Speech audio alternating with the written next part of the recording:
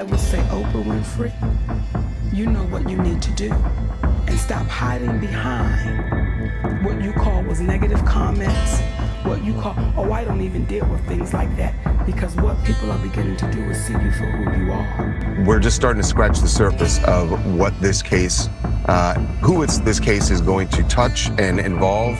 What if everything you thought you knew about Oprah Winfrey was a lie?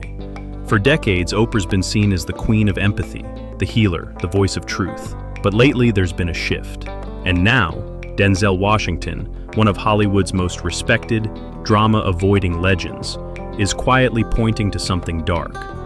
Rumors are swirling that Oprah is not just connected to Diddy's scandal. She may have helped protect him behind the scenes.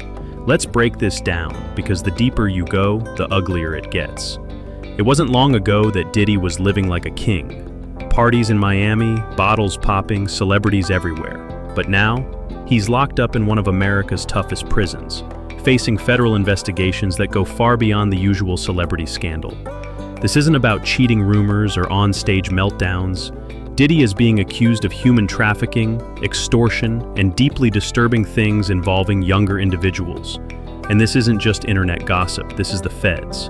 Real cases, real raids, real evidence. But as all this unraveled, something unexpected happened. Oprah's name got dragged into the chaos. Reports claim she's still connected to Diddy, possibly helping him from behind the scenes even now. It's the last thing anyone expected.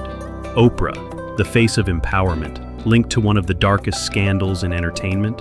But this wasn't just a wild internet theory. It got a lot more serious when Denzel Washington entered the picture. Denzel isn't someone who gets caught up in messy celebrity drama. He's known for staying private, for speaking carefully, and for rarely calling people out. So when insiders started hinting that Denzel was questioning Oprah's behind-the-scenes behavior, people stopped and listened. Sources say Denzel has been quietly calling out Oprah's selective activism, how she champions some people while completely silencing others, how she protects certain power players while claiming to stand for justice. And coming from Denzel, that hits differently. He doesn't stir the pot for clout. If he's talking, there's something real behind it. This isn't the first time people have questioned Oprah's loyalty, especially when it comes to black women in Hollywood. Remember Taraji P. Henson? She nearly walked away from The Color Purple, a film Oprah helped produce because she was being paid way less than she deserved. And then there's Mon'Nique's story. Years ago, Mon'Nique shared with Oprah the pain of her childhood trauma, including being abused by her own brother. Mon'Nique trusted Oprah with that information privately. But Oprah later invited Mon'Nique's family, including the brother who hurt her, onto her show without even telling her. No warning, no apology, nothing. Mon'Nique has said it was intentional. Ugly, she called it. Not just a mistake, but a move that chased ratings over respect. The pattern? Oprah's brand says empowerment, but the way she's treated her own people tells a different story. And it's not just the women. 50 Cent called Oprah out directly, accusing her of ignoring black men while pandering to white audiences. He even called her an Oreo, black on the outside, white on the inside. Ice Cube said Oprah shut him out too. Despite his success in music, film, and even politics, he couldn't get an invite to her show. And Ludacris? He went on Oprah's show to promote Crash, but later revealed that his entire defense in the interview was edited out. The broadcast made him look like he had nothing to say. It wasn't just unfair, it was humiliating. It started to feel less like open dialogue, and more like Oprah was using her platform to scold, to control, to protect her carefully curated image. Now, let's talk about the one name that changes everything: Harvey Weinstein. Oprah and Weinstein were close. They shared red carpets, took photos together, hugged publicly. This wasn't just business, they were real friends.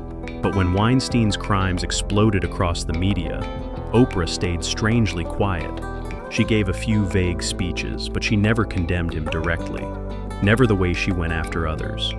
Weinstein later claimed Oprah actually called him to offer support when the walls were closing in. Oprah's team quickly denied it, saying she was just trying to get an interview. But people couldn't help but notice, when it came to Weinstein, her usual fire just wasn't there. Why? It gets worse.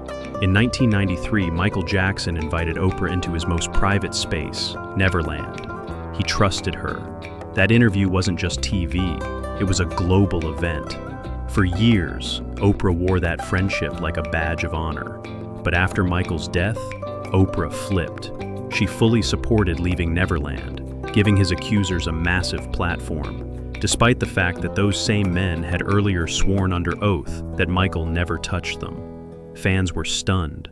It felt like a cold betrayal. People began to ask, was Oprah really fighting for justice? Or was she chasing headlines? If she truly cared about victims, why wasn't that same energy aimed at Weinstein?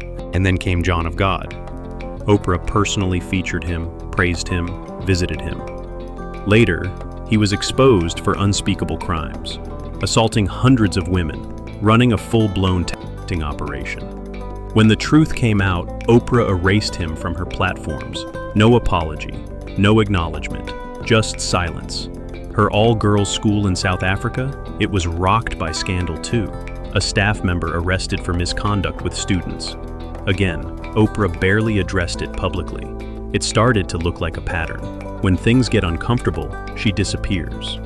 Grammy-winning singer Seal went viral when he accused Oprah of knowing about Weinstein's crimes all along and staying silent. 5 days later, Seal was hit with a surprise battery allegation, one that mysteriously vanished later. Cat Williams went even further. He claimed Oprah orchestrated that hit on Seal's reputation to warn people to stay quiet. According to Cat, Oprah would protect her Hollywood circle at any cost, even if it meant throwing a black man under the bus. And then, Gene Deal, Diddy's former bodyguard, dropped a bomb. Diddy was running with Oprah, Weinstein, Epstein, all of them. Same crew, same table. When you hear that, you can't just brush it off.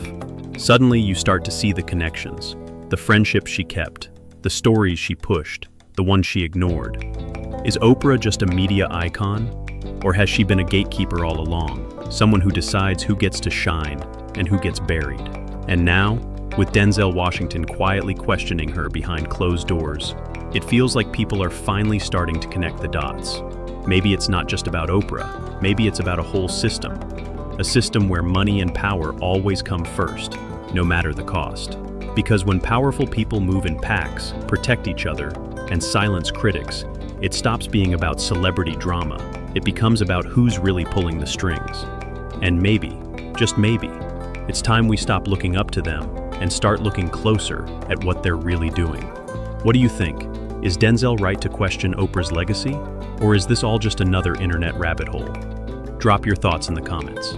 If you made it this far, you're not just watching, you're waking up. Hit that subscribe button and join us as we dig deeper into the stories they don't want you to hear.